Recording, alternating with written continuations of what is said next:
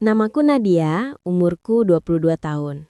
Aku baru menikah dengan Raffi, laki-laki yang kerja di dunia pelayaran.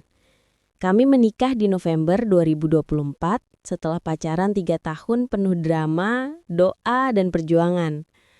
Waktu itu aku bahagia banget. Akhirnya punya suami yang aku anggap green flag. Gak ngerokok, penyayang keluarga, dan gak pelit. Aku pikir pernikahan akan jadi awal yang tenang. Tapi ternyata cobaan bukan dari luar, melainkan dari dalam keluarga sendiri. Setelah menikah, Raffi belum dapat kapal karena sistem kerja di pelayaran itu kontrak. Jadi selama berbulan-bulan, semua kebutuhan rumah tangga aku yang tanggung. Mulai dari listrik, makanan, sampai uang kuliah adik Raffi yang masih kuliah. Aku ikhlas karena aku tahu posisi dia lagi susah. Toh, cinta kan emang gak melulu soal untung rugi. Waktu lebaran kemarin, aku bahkan sempat kirim 3 hampers untuk keluarga besar Raffi. 2 buat neneknya, 1 buat mamanya. Belum lagi aku beliin baju lebaran buat kakak, ayah, dan adik-adiknya. Kalau di total, mungkin hampir 5 juta habis, cuma buat keluarga suami. Tapi aku tetap senang, karena aku ingin bersikap adil. Keluargaku juga aku kasih hal yang sama. Tapi entah kenapa, kebaikan kadang dibalas dengan tuntutan. Suatu hari, adik iparku tiba-tiba melabrak aku lewat chat. Katanya, mamanya minta uang bulanan 15 juta plus biaya sekolah 2 adiknya yang masih kuliah. Padahal suamiku aja belum kerja. Aku kaget. Dan yang lebih parah, adik iparku ngomong dengan nada tinggi, bahkan sampai menghina suamiku sendiri.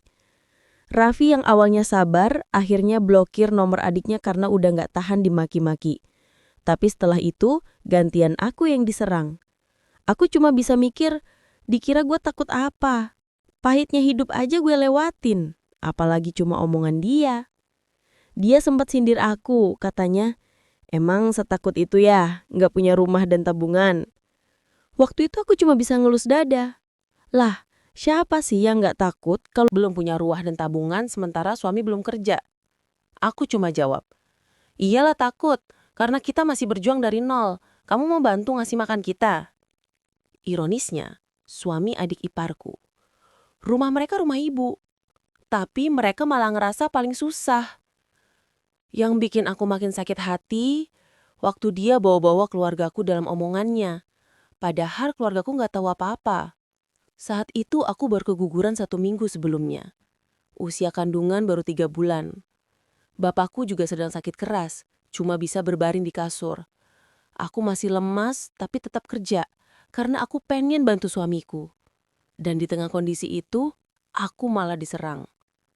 Adik iparku juga sempat ngungkit soal uang panai, tradisi dari pihak laki-laki yang ngasih uang ke keluarga perempuan saat menikah. Katanya keluarga aku udah dapat uang banyak dari pernikahan. Padahal, itu uang hasil kerja keras suamiku sendiri, bukan dari keluarganya. Bahkan uang itu dipinjam lagi sama keluarganya buat biaya resepsi di Makassar. Aku nikah 2 kali resepsi, 1 di Jawa Barat, 1 di Makassar, sesuai permintaan keluarganya. Tapi setelah semua yang aku jelaskan, dia masih nyinyir. Dia bilang, gitu doang, nanti juga gajinya gede. Aku cuma bisa geleng kepala. Rasanya udah capek banget ngadepin drama keluarga kayak gini. Akhirnya aku blokir adik iparku. Udah cukup pikirku.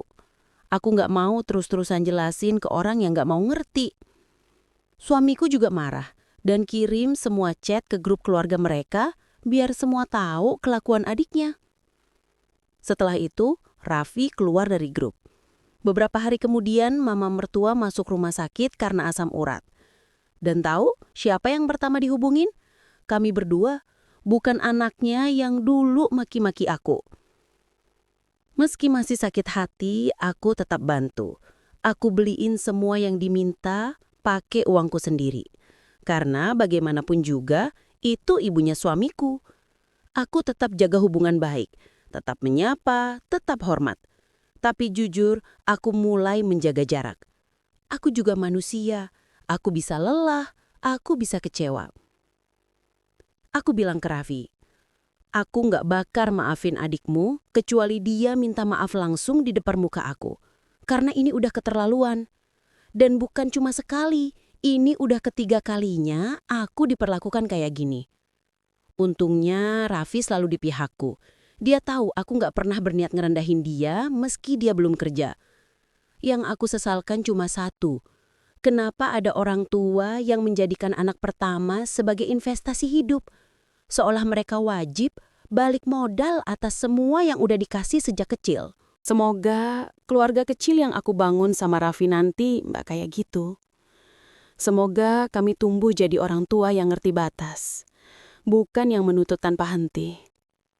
Itu aja cerita dari aku. Semoga ada pelajaran yang bisa kalian ambil dari pengalaman ini. Sampai ketemu di cerita berikutnya.